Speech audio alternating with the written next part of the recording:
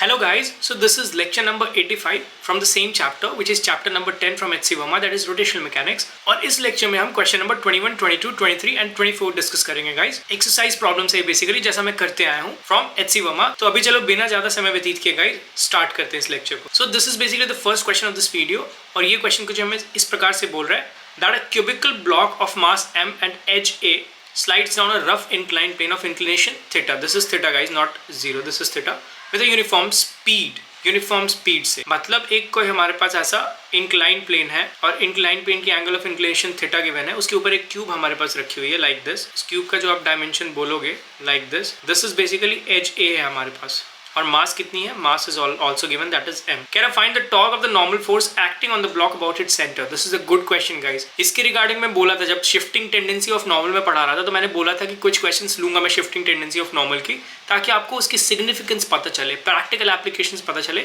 तो ये उसी डायरेक्शन में एक क्वेश्चन है guys. This is a very good question and important one too. So इसको देखो कैसे करना है. सबसे पहले मैं इस क्यूब को और थोड़ा सही से बनाना चाहूंगा. Okay, so this is our cube और इस पे अगर ये यूनिफॉर्म स्पीड से नीचे एक्चुअली जा रहा है तो ये तो बात तय है कि जो नेट फोर्स है इस पे इस डायरेक्शन में जिस डायरेक्शन में मोशन हो रही है दैट इज 0. तो इस पे एक फोर्स तो लगेगी हमारे पास ग्रेविटी वाला फोर्स का कंपोनेंट. ग्रेविटी फोर्स बेसिकली देखो ऐसे लगेगा हमारे पास. तो उसका एक इधर कंपोनेंट होगा, एक इधर कंपोनेंट होगा. ये हमें न्यूटन्स लॉ से ऑलरेडी पता है. जो ये वाला कंपोनेंट होगा that is mg sine of theta होगा और जो ये वाला कंपोनेंट होगा that is mg cos of theta होगा. This we already know. और उसके ऊपर ऐसे एक नॉर्मल ऐसे रिएक्शन लग रहा होगा. बट ये mg साइन थीटा वाला फोर्स के कारण इस पे एक नेट एक्सेलरेशन होनी चाहिए इस डायरेक्शन में, बट ऐसा नहीं है. यूनिफॉर्म स्पीड से मूव कर रहा है. That is already given in the question. तो ऑब्वियसली इसके पीछे ऐसा फ्रिक्शन लग रहा होगा और ये फ्रिक्शन देखो जो फ्रिक्शन बेसिकली लगता है वो कांटेक्ट फोर्स है. Friction is a contact force. तो वो सरफेस और इस बॉडी के बीच में लगेगा तो ऑब्वियसली यहाँ पे लगेगा. तो सेंटर की डिस्टेंस अगर देखो फ्रिक्शन से यहाँ पे जो सेंटर है उससे अगर डिस्टेंस देखो तो this is nothing but a/2 होगा. बट जो mg है जो ग्रेविटी फोर्स है वो कंप्लीटली सेंटर से पास होगा गाइस. इसमें कोई दो मत नहीं है. तो उसकी जो कंपोनेंट्स है वो भी सेंटर से ही पास होगी. तो सबसे पहले तो अगर इस डायरेक्शन में मैं फोर्स बैलेंस करूँ क्योंकि करना होगा because it is moving at a uniform speed. So mg sine theta is equals to f होगा. और दूसरा vertical direction, not vertical but इस डायरेक्शन में अगर मैं फोर्स दिखाऊं तो normal must be equal to what that is mg cos theta. ये हमारे पास होगा.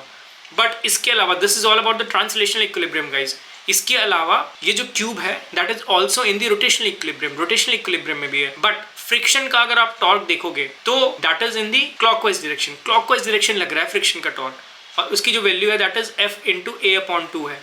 सेंटर के अबाउट अगर मैं देखूं तो that is friction into a/2. This is basically the torque. लेकिन क्योंकि ये बॉडी रोटेशनल इक्विलिब्रियम में भी है apart from the translational equilibrium, that's why एक और हमें फोर्स चाहिए जिसका टॉर्क इसके अगेंस्ट होगा और इस टॉर्क के इक्वल होगा. तो वहां पे रोल प्ले करता है shifting tendency of normal guys. Normal को अभी शिफ्ट होना पड़ेगा ताकि फ्रिक्शन के टॉर्क को वो इक्वेट कर सके और इस बॉडी को रोटेशनल इक्विलिब्रियम में ला सके अपार्ट फ्रॉम ट्रांसलेशनल इक्विलिब्रियम. तो इसलिए जो नॉर्मल होगा, अभी देखो नॉर्मल इस तरफ भी जा सकता है, लेफ्ट साइड भी जा सकता है मतलब इस ऊपर की डायरेक्शन में और नीचे की डायरेक्शन में भी जा सकता है. बट अगर इस तरफ जाएगा गाइस, इस तरफ जाएगा तो इसकी भी टॉर्क की डायरेक्शन क्लॉकवाइज ही होगी. तब ये बैलेंस नहीं कर पाएगा. मतलब नॉर्मल लेफ्ट में शिफ्ट नहीं करेगा, नॉर्मल नीचे की तरफ मतलब ये राइट या नीचे की तरफ बोल लो वहां पे शिफ्ट करेगा. तो सपोज करो इसने x डिस्टेंस शिफ्ट किया ऐसे नॉर्मल, तो अभी नॉर्मल का भी एक टॉर्क होगा that is n into x. तो this must be equal to normal into x guys. ये होना चाहिए. तो नॉर्मल x डिस्टेंस शिफ्ट किया. हमें यहाँ पे पूछा क्या है, find the torque of the normal force acting on the block about it centre. Centre के अबाउट नॉर्मल का टॉर्क निकालने बोला. नॉर्मल का टॉर्क अगर सेंटर के अबाउट निकालेंगे तो that is nothing but n into x. तो यही क्वेश्चन में पूछा हुआ है n इंटू एक्स. यहाँ पे x नहीं पूछा हुआ, ये नहीं पूछा है कितना एक्चुअली नॉर्मल ने शिफ्ट किया. यहाँ पे जस्ट पूछा है कि नॉर्मल का टॉर्क कितना होगा. तो जस्ट हमें frictional force multiplied by a/2 निकालना है. तो फ्रिक्शनल फोर्स अपने पास mg साइन थीटा है multiplied by a/2 कर दो. that is basically n into x which is basically the torque of the normal force acting on the block about its center. so this is basically the answer guys. mg a sin theta/2 बोल लो या mg sin theta into a/2 बोल लो, both are the same thing. तो ये guys यहाँ पे आपको दिख गया कि एक्चुअली नॉर्मल शिफ्ट क्यों होता है. प्रैक्टिकल एप्लीकेशन दिख गया. जो मैंने थियोरेटिकल लेक्चर में कहा था गाइज कि मैं कुछ क्वेश्चन लूंगा जिसमें आपको शिफ्टिंग टेंडेंसी ऑफ नॉर्मल दिखेगी. तो यहाँ पे हमें दिख गई. HC Verma सर ने भी ये क्वेश्चन रखा था यहाँ पे गाइज अपने एक्सरसाइज प्रॉब्लम में. तो अभी चलो आगे बढ़ते हैं. सो this is basically the second question of this video. और ये क्वेश्चन कुछ हमें इस प्रकार से बोल रहा है that is a rod of mass m and length l lying horizontally is free to rotate about a vertical axis through a center. ऐसा कुछ रॉड है और अपने सेंटर के अबाउट ये रोटेट कर सकता है. This is the vertical axis which is centre से पास हो रही है जो थ्रू इट सेंटर, और इसके अबाउट ये रोटेट कर सकता है और ये रॉड हॉरिजॉन्टली रखी हुई है और इसकी जो मास है दैट इज m है, लेंथ है दैट इज L है। कह रहा है horizontal force of constant magnitude capital F acts and on the rod eight a distance L/4। यहाँ से L/4 के डिस्टेंस पे गाइस एक कोई फोर्स लग रहा है हमारे पास F सेंटर से। कह रहा है the force is always perpendicular to the rod. Force हमेशा रॉड के परपेंडिकुलर है। तो अब हॉरिजॉन्टल फोर्स है तो ऐसे मत लगा देना, ऐसे हॉरिजॉन्टल फोर्स लगाओगे गाइस तो वो सेंटर से ही पास होगा, कोई टॉर्क प्रोड्यूस नहीं कर पाएगा।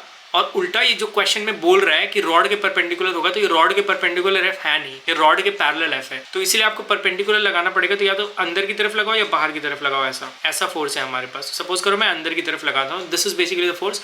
अब ये टॉर्क प्रोड्यूस करने में सक्षम है about the centre of this rod. कह रहा find the angle rotated by the rod during the time t after the motion starts. Time t के बाद, time is equals to t के बाद ये रॉड ने कितना एंगल बेसिकली रोटेट किया है, angle rotated by the torque, that is basically the question that we need to answer. L/4 पे तो सबसे पहले ये फोर्स कुछ टॉर्क प्रोड्यूस करेगा अपॉन द सेंटर। कितना टॉर्क प्रोड्यूस करेगा, that is F into L/4, which is quite clear guys. ये रॉड के परपेंडिकुलर है ये फोर्स, तो ये सेंटर के अबाउट L/4 डिस्टेंस है, that's why F into L/4 that is torque. और टॉर्क हमें पता है that is equals to I alpha. I अगर मैं निकालू अबाउट दिस सेंटर, मतलब जो वर्टिकल एक्सिस है उसके अबाउट अगर I निकालू, बिकॉज जो रोटेशन हो रहा है वो उसके अबाउट ही हो रहा है गाइस, तो आपको टॉर्क पूरी रॉड का उसके अबाउट ही निकालना पड़ेगा। Force no doubt L/4 distance पे लग रहा है, बट जो आपको टॉर्क लेना है that is about the centre of this rod लेना। यहाँ पे कंफ्यूज मत होना, क्योंकि यहाँ पे जो टोटल मोशन है, जो रोटेशन है, that is happening about the vertical axis which is passing through the centre. तो आपको उसके अबाउट ही इस रॉड का एक्चुअली टॉर्क देखना है या मूवमेंट ऑफ इनर्शिया देखना है। तो उसके अबाउट मूवमेंट ऑफ इनर्शिया कितना होगा, दैट इज mL² होगा मल्टीप्लाइड बाय अल्फा। तो यहाँ से आपको अल्फा निकलेगी, दैट इज FL/4। L एक कैंसिल हो गया, दिस 4 × 3 = 12। तो यहाँ से आप गाइस देखोगे तो 3F/mL that is basically alpha. तो एक चीज हमें निकल कर आ गई अल्फा। टाइम कितना है हमारे पास, time is basically t, alpha constant that is 3F/mL ये हमारे पास है। और तीसरी चीज हमें क्या दी हुई है, तीसरी चीज हमें ये दी हुई है कि after the motion starts it means what, that initial omega is basically 0, omega naught is basically 0। तो यहाँ से आप अगर थीटा निकालो, theta is equals to omega naught t, so omega naught is 0, so that is first term is 0 plus half alpha is what 3F/mL multiplied by t²। So this is basically theta, इतना angle basically rotate किया 3F/t²/2mL। This is basically the answer guys, ये हमारे पास answer है। सो this is a good question guys. आपको यहाँ पे dots को connect करना आना चाहिए। ये क्वेश्चन को देखो कितना मतलब थोड़ा अलग टाइप से रखा है। सबसे पहले एक रॉड दिया हुआ है दैट इज प्लेस्ड हॉरिजॉन्टली, उसके सेंटर से पास होने वाले एक वर्टिकल एक्सिस के अबाउट वो रॉड रोटेट कर सकती है फ्रीली, ये गिवन किया है। उसके बाद एक फोर्स लगाया L/4 डिस्टेंस पे which is perpendicular to the rod. तो एक कंफ्यूजन पॉइंट वहाँ है कि आप रॉड के परपेंडिकुलर फोर्स को लगाओ, तो वहाँ पे सोचने मत लग जाना यार हॉरिजॉन्टल लगाओ वर्टिकल लगाओ, थोड़ी कंफ्यूजन हो सकती है। वैसे कोई कंफ्यूजन वाला पॉइंट नहीं है, मैं over exaggerating it I know. उसके बाद आपको पता होना चाहिए कि वहाँ से अल्फा कैसे निकाला, उस रिलेशन से अल्फा, जिसके लिए आपको इस वर्टिकल एक्सिस के about he moment of inertia लेना पड़ेगा, बिकॉज उसके अबाउट ही बॉडी रोटेट कर रहा है। तो आपको वो रिलेशन लगानी पड़ेगी, that is force into distance must be equal to I alpha. वहां से अल्फा निकल जाएगी। उसके बाद टाइम गिवन किया आपको, मोशन स्टार्ट हो रहा है ये भी गिवन किया है, तो ओमेगा नॉट 0 होगा, अल्फा निकल गया, टाइम टी आपके पास है, तो वहां से आप थीटा निकाल सकते हो गाइस। तो ये थोड़ा सही क्वेश्चन था, मैं बोल सकता हूँ। अभी क्वेश्चन थोड़ा बेसिक लेवल से इंटरमीडिएट लेवल जा रहा है, ऑल्दो ये बेसिक ही है बट थोड़ा इंटरमीडिएट की तरफ झुका हुआ है, ये मैं बोल सकता हूँ गाइस। चलो अभी थर्ड एंड लास्ट क्वेश्चन की ओर बढ़ते हैं of this video. So this is basically third and last question of this video guys. और उसमें मैंने 2 क्वेश्चन कंबाइन किए हैं, 23 and 24, because HC Verma sir ने ऐसा किया था, 23 क्वेश्चन पहले पोज किया था, उसके बाद 24 क्वेश्चन को लिखा था as per the previous question उस करके। तो मैं दोनों क्वेश्चन को एक साथ मिला दिया हूँ। ये देखो जो दूसरा पार्ट यहाँ से स्टार्ट हो रहा है that is basically question number 24 and this is 23 question number. तो इन दोनों को मैं एक साथ लेता हूँ बिकॉज एक ही है दोनों question. So a square plate of mass 120 gram and edge 5 centimetre rotates about one of the edges. एक कोई हमारे पास ऐसे स्क्वायर प्लेट है, this is basically what a square plate, और वो किसी एक एज के अबाउट रोटेट कर रहा है। तो मैं ये एज ले रहा हूँ, इसके अबाउट मान लो ये स्क्वायर रोटेट कर रहा है। एज कितना गिवन है, एज ए मान लो दैट इज 5 सेंटीमीटर्स गिवन है, एंड जो मास है दैट इज 120 ग्राम्स गिवन है ऐसा। If it has uniform angular acceleration of 0.2 radian per second square, this is also given uniform angular acceleration. क्या है, what torque acts on the plate, plate पे कितना torque act करेगा। तो यहाँ पे आपको एक्सिस जिसके अबाउट ये स्क्वायर रोटेट कर रही है that is basically at a distance of a/2 parallel to the axis which is passing through the centre of mass. देखो इस एक्सिस के अबाउट में देखो दिस एक्सिस, क्योंकि इस एक्सिस के अबाउट हमें पता है ऑलरेडी मोमेंट ऑफ इनर्शिया कितना है ma²/12 है guys, this we already know, हमने ये डिराइव किया है, तो आपको पता होना चाहिए ये। वहां से ये जो एक्सिस है जिसके अबाउट अभी इस क्वेश्चन में रोटेट करवाया जा रहा है स्क्वायर प्लेट को, दैट इज a/2 बिकॉज ये पूरी एज ए है। तो यहाँ से आपको पैरेलल एक्सिस थ्योरम का यूज करना पड़ेगा गाइस, तब आपको इस एक्सिस के अबाउट आई निकलेगी। I about this axis is equals to I about centre of mass which is ma²/12 plus mass of the square plate multiplied by distance square, distance is what a/2 square.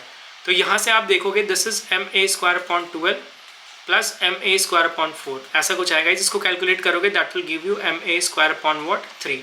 This is basically the moment of inertia about this as. इस edge के about हमें moment of inertia मिल गया। जब आपको moment of inertia मिल गया, you can easily find the torque guys. Torque basically क्या होता है? Torque is equals to I alpha में बोल सकता हूँ। I you have, alpha you have. I कैसे आपके पास है? ma स्क्वायर अपॉन 3 है। मास कितनी है? दैट इज 0.12 kg बिकॉज 120 ग्राम है, multiplied by a square. a कितना है? 5 सेंटीमीटर, दैट इज 0.05 मीटर्स। इसको मैं जस्ट 5 स्क्वायर लिखता हूँ, मल्टीप्लाइड बाय 10⁻⁻4 लिखता हूँ upon 3। This is i multiplied by alpha is 0.2। तो यहाँ से आप देखोगे, सो this is what 0.04 basically guys. और यहाँ से आप देखोगे this is what 0.04 multiplied by 25 multiplied by 10⁻⁻4 multiplied by 0.2, ऐसा है। तो यहाँ से अगेन ये देखो नीचे 100 हो गया एंड 25 टाइम्स 4 इज 100, तो ये कैंसिल हो गया, ये कैंसिल आउट हो गया। This is what, this is 2 × 10⁻⁵ newton metre. This is basically the torque guys. This is torque which is acting on the plate, और वो टॉर्क को हम इस एज के अबाउट देख रहे हैं, दिस एज के अबाउट देख रहे हैं guys. This is all about question number 23। Question number 24 क्या बोल रहा है? That is, calculate the torque on the square plate if it rotates about a diagonal with the same angular acceleration. Question number 24 बोल रहा है कि angular acceleration चलो आप same रखो, you'll keep the angular acceleration same, but अभी जिसके about वो square basically rotate कर रहा है, that is not this edge but this diagonal. ये diagonal के about rotate कर रहा है guys। तो उस समय हम इस एज के अबाउट मोमेंट ऑफ इनर्शिया निकाल रहे थे, अभी इस डायगोनल के अबाउट निकालना है। तो अभी मैंने जस्ट 1-2 लेक्चर्स पहले ही आपको बताया है एक्सरसाइज क्वेश्चन में कि डायगोनल के अबाउट भी मोमेंट ऑफ इनर्शिया सेम होता है जैसा इसके अबाउट होगा। मतलब इसके अबाउट और डायगोनल के about moment of inertia same ही होगा बिकॉज सिमेट्री सेम है। डायगोनल के अबाउट भी सिमेट्री है, इन दोनों लाइंस के अबाउट सिमेट्री बेसिकली सेम है। दैट्स व्हाई डायगोनल के अबाउट भी कितना मोमेंट ऑफ इनर्शिया होगा, that is ma square upon 12।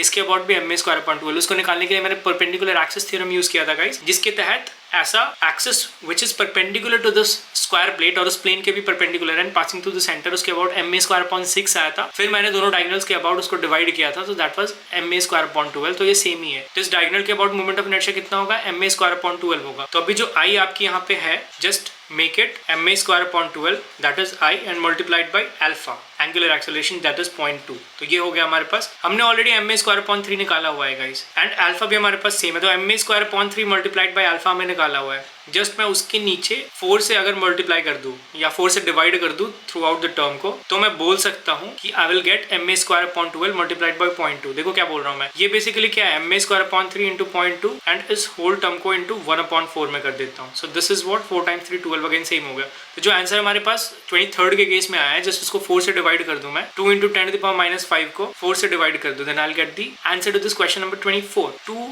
× 2 is 4। This is what 0.5 × 10⁻⁵ newton metre guys. So this is basically the answer to the question number 24। और 23 का answer मैंने बताया 2 × 10⁻⁵ newton metre guys. तो ये भी क्वेश्चन ऐसा था नहीं कि बहुत टफ था, बट आपको मैं अगेन जिस चीज को मैं पहले बताया डायगोनल के अबाउट एक दूसरे तरीके से, यहाँ पे एक अलग तरीके से मैं बताया गाइस कि कैसे आप स्क्वायर के केस में एक बारी एज के अबाउट टॉर्क और एक बारी डायगोनल के अबाउट टॉर्क निकालोगे तो उसमें क्या डिफरेंसेस आएगी, आंसर्स में क्या डिफरेंसेस आएगी, वैल्यूज में क्या डिफरेंसेस आएगी। तो एक बार वापस से आप उसको रिवाइज कर लिया guys. That was my intention for taking out this question. तो ये 3 बेहतरीन क्वेश्चन थे गाइस इस लेक्चर से। होप करता हूं आपको बहुत सारे इनसाइट समझ में आया। पहला question about the shifting tendency of normal, second question just torque से रिलेटेड था, थर्ड क्वेश्चन भी टॉर्क से रिलेटेड था, बट दोनों ही डिफरेंट तरीके से टॉर्क से रिलेटेड थे गाइस। तो अभी मिलते हैं गाइस नेक्स्ट वीडियो में, तब तक के लिए बाय एंड टेक केयर।